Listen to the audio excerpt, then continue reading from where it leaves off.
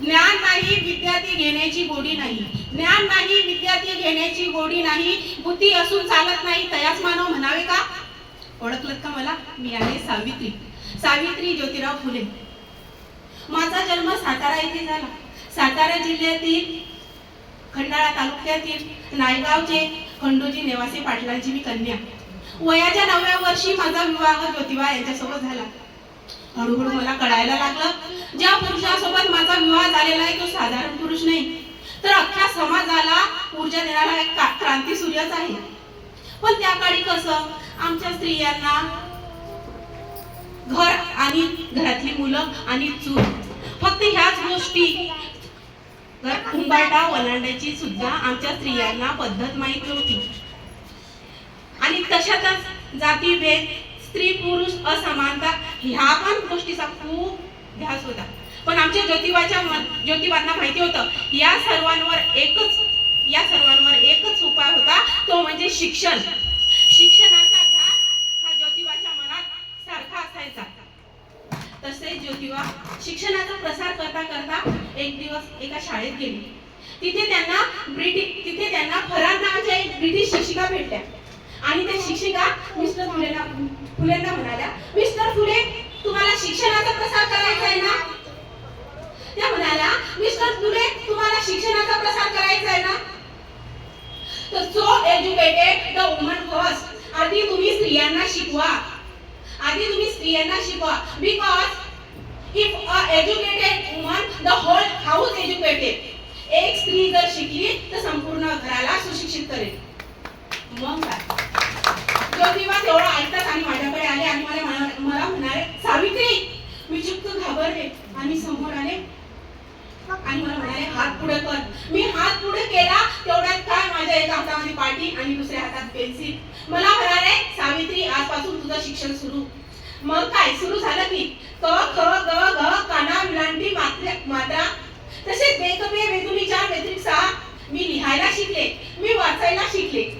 हळूहळू काव्य सुद्धा रचू लागले. तसेच शनिवार रोजी 1 जानेवारी 1848 रोजी पुण्यातील भेळवाड्यामध्ये आम्ही पहिली शाळा काढली. मी तिथे पहिली शिक्षिका आणि पहिली मुख्याध्यापिका सुद्धा. शेळपाड्यासारखे जगा तर काम तमाम होईल, शेळपाड्यासारखे जगा तर काम तमाम होईल, पण वाघासारखे जगा तर एक दिवस नक्की नाव होईल. पण हा समाज धर्म बुडाला. मला सांगा, एखाद्या सर्वसामान्य माणसाने जर शिक्षण घेतलं तर त्यात आपला धर्म बुडत असतो? अहो मला सांगा, धर्मासाठी माणूस का माणसासाठी धर्म? असं असताना मी शाळेत शिकवताना जात असताना लोकांनी माझ्या अंगावर शेण फेकले, तेही मी सहन केले. दगड फेकले, मला शिव्या शाप दिल्या, मला घराबाहेर काढले, तेही मी सहन केलं. मला जाती बाहेर सुद्धा काढलं. पण आता मात्र माझा सहनशीलतेचा अंत झाला होता. तितक्यात एक धिंगच माझ्या पुढे आला आणि मला म्हणाला, एक दिवळे बंद कर आमच्या पोरीबारींना शिकवलं. कदाचित त्याला माहित नसावं, आम्ही पण पैलवान फुलेच्या पत्नी. हात वरती केला आणि कानाखाली दिला आणि त्याला म्हणाले, आता आलास तर तुझा गाल रंगविला, यानंतर जर आलास तर तुझ्या रक्ताने पुन्हा धरती रंगवेल. का मला सांगा, आधीपासून आतापर्यंत का आपण सगळ्या स्त्रिया ह्या अन्यायाच्या बळी पडत चाललेल्या आहेत?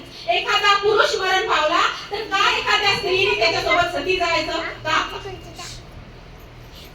आम्ही ह्या सती प्रथा विरोधात इंग्रजांकडे मागणी मागितली. इंग्रजांनी आमची मागणी मान्य सुद्धा केली. माझं कार्य सुरूच होतं. तसेच विधवा काशीबाई यांचा पुत्र आम्ही दत्तक घेतला. त्याच्या छोटे पावलांनी आमचं घर कसं भरून जायचं. त्याला खूप शिकवलं, खूप मोठं केलं, डॉक्टर केलं. मी सावित्री होते. सावित्रीची सावित्रीबाई झाले, सावित्री आई झाले, सावित्री माई झाले. आम्ही सती प्रथा, केशववध अशा घाणेरड्या रूढी परंपरांचा विरोध केला. आमच्या 18 शाळा आम्ही काढल्या. तसेच एक दिवस या पुण्यामध्ये एक महामारी आली. त्या महामारीचं नाव होतं प्लेग. अहो लोक पटापटा मरून पडू लागले हो. माझा मुलगा यशवंत हा डॉक्टर होता. मी त्याला म्हटलं, यशवंत आपल्याला रुग्णालय उभारायला हवं. आम्ही रुग्णालय उभारलं. मी त्या रुग्णांची सेवा करू लागले, त्यांच्यावर उपचार करू लागले आणि मला माहिती होतं या रुग्णांचा उपचार करता करता मला पण तो संसर्गजन्य आजार होणार. तर मी म्हटलं, माझ्या समाजासाठी सेवा करता करता जर मला मरण आलं तर हे मरण तू ये, मी तुझा आनंदाने स्वीकार करेन. तसेच वयाच्या 65व्या वर्षी उपचार करता करता मी मरण पावले. तसेच बघा, बुद्धी विना मती गेली, मती विना नीती गेली, नीती विना गती गेली, गती विना वित्त गेले, वित्त विना शूद्र खचले. एवढे सगळे अनर्थ एका अविद्येने केले, एवढे सगळे अनर्थ अविद्येने केले. म्हणून म्हणते मी, आपल्या मुली बाळींना वाचवा, शिकवा, आपल्या भारताची आपल्या देशाची साक्षरता वाढा. कारण एक मुलगा जर शिकला तो एकटाच शहाणा होतो, एक मुलगा जर शिकला तर तो एकटाच शहाणा होतो, पण एक मुलगी जर शिकली ती संपूर्ण घराला साक्षर करते. मुलींना शिकवा आणि आपल्या देशाची साक्षरता वाढा. धन्यवाद.